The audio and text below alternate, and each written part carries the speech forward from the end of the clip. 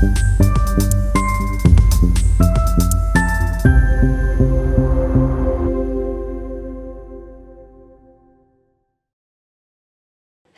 and welcome to Real Deals ESG Conference 2024. I'm Sylvia Siccardi, reporter at The Drawdown, and I'm really excited to speak to some of the experts here today to hear their views on what ESG is to them. Let's go check out some of my interviews.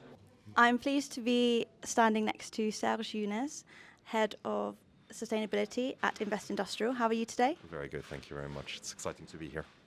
That's good. I've got a quick fire ESG question round for you.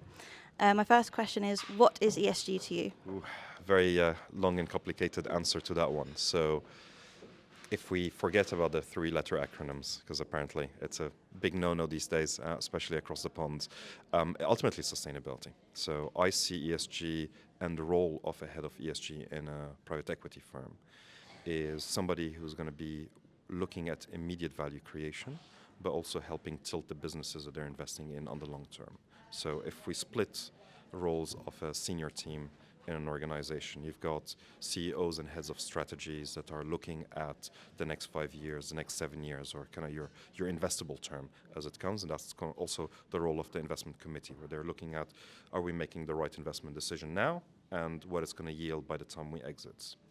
The role of the ESG team and the head of ESG and that group is beyond actually delivering on that value in the immediate, it's also how do you position those investments for the next holding period and the next holding period. Good answer to a very difficult question.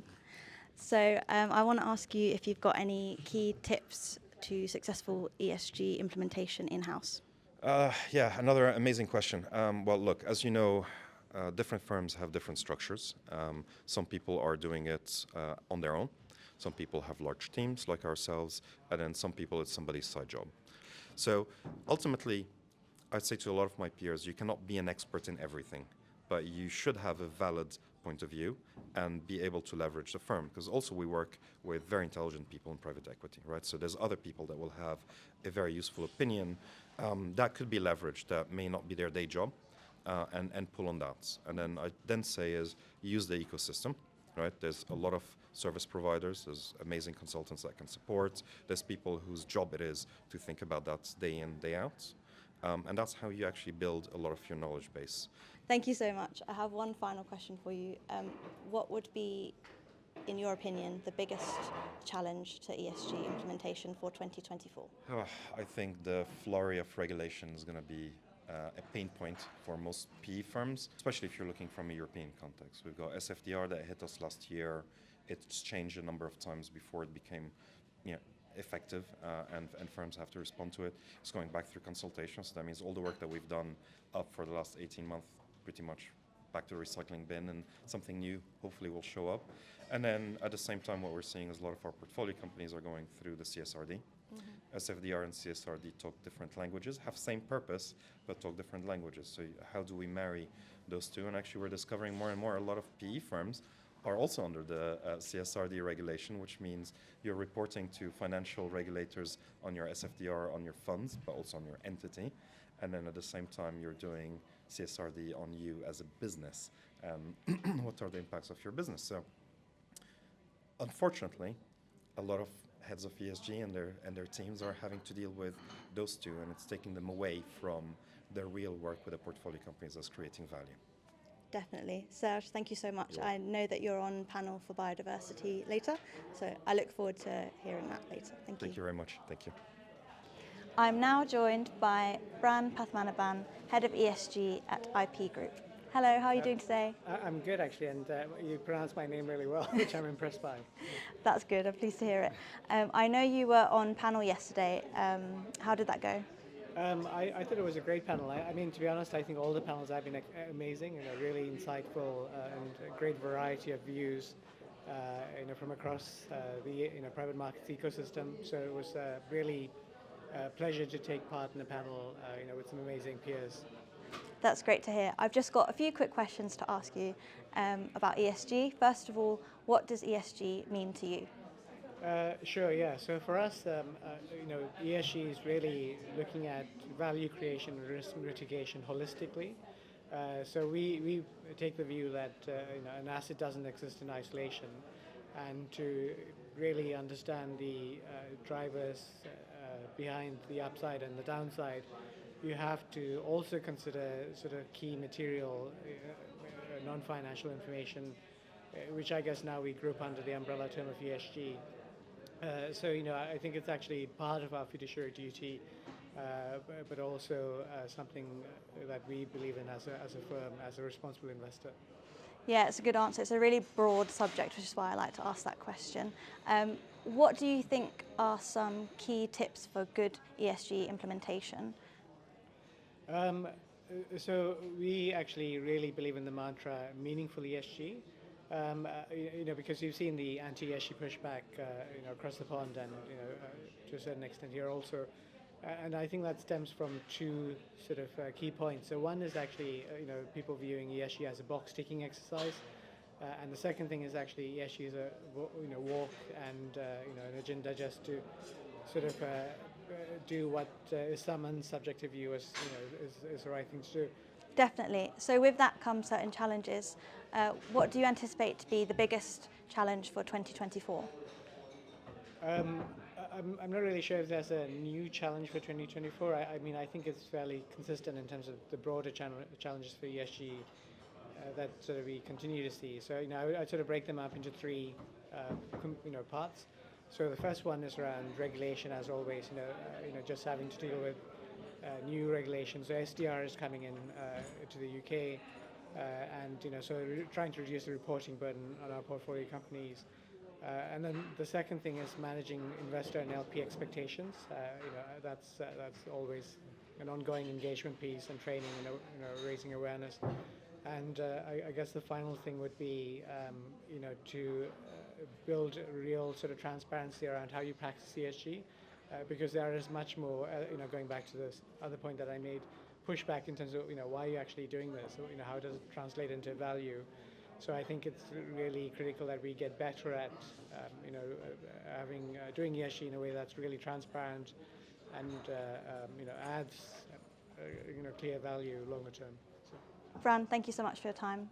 Pleasure. Thank you so much for having me. I'm pleased to be joined now with Fabio Ranghino, Head of Sustainability and Strategy at Ambienta. How are you doing today, Fabio? Fine. And you? I'm very well, thank you. I've got a few questions to ask you about ESG today. The first one is, what does ESG mean to you? To me, it's an acronym that originally didn't mean that much, but I think today there is a good understanding of what it is, and is a set of management practice that the investment industry is trying to embrace, which have the objective of, yes, improving non-financial performance of the asset, but these days, particularly to try to capture and communicate the real and inherent value creation that is attached to these practices. And that's a journey. It's not something that has happened yet. We are all here trying to be able to capture and measure this value and this risk management in terms that the investment industry could appreciate more than purely non-financial performance indicators. So let's call it a set of good management practices. Definitely, and it's always nice to track how the term is developing over time. I also wanted to ask you about some key tips for successful ESG implementation, in your opinion. Yeah, I don't think that there is only one definition of successful implementation of ESG, because I would argue that many industry participants today are definitely fine with purely meeting reporting requirements and don't have a higher degree of ambition. But to me, that's not successful. Successful implementation means that portfolio companies actually act to improve. And to me, the only tip is that you need to be integrated in the work of the investment teams. You need to be truly integrated with the people that have the power to take the decision, which are management teams, board of directors, and investment teams. Those are the people that actually do. And so for us at Ambienta, they hold the implementation responsibility, not us. So if the company don't deliver, we raise the point, and that's their responsibility. And they are correctly incentivized along these objectives to make sure that at least if you don't deliver, you pay penalty. of the non-delivery. That's a very important point. So with that come certain challenges. Is there a key challenge that you anticipate to encompass 2024 in general? Yeah, because of what I said on the way we define successful implementation, the real problem today to us is to try to maintain and make the ESG programs meaningful towards investment teams and towards management teams and portfolio companies, as long and in parallel fulfill all the reporting and regulatory requirements that LPs and regulation are putting on managers. And since we have limited resources, fulfill both objectives at the same time gets complicated. And we would like to direct the effort towards successful implementation, but we need to fulfill regulation and reporting requirement. And that comes as a cost, and the entire industry today has sunk this cost in the fee structure. It's not clear who is paying for this additional cost, and that's not ideal. So the real challenge is how we can remain meaningful and really achieve the successful implementation goals that I described. Yeah, we'll certainly keep a track on that throughout the year. So Fabio, thank you so much for your time. It was really useful to chat to you today. You're very welcome. Thank you very much. Thank you. So it was really great to speak to some of the attendees and experts in ESG today at the conference. Hopefully that's a nice introduction into the topic of ESG. And yeah, I look forward to speaking to the rest of the attendees later today.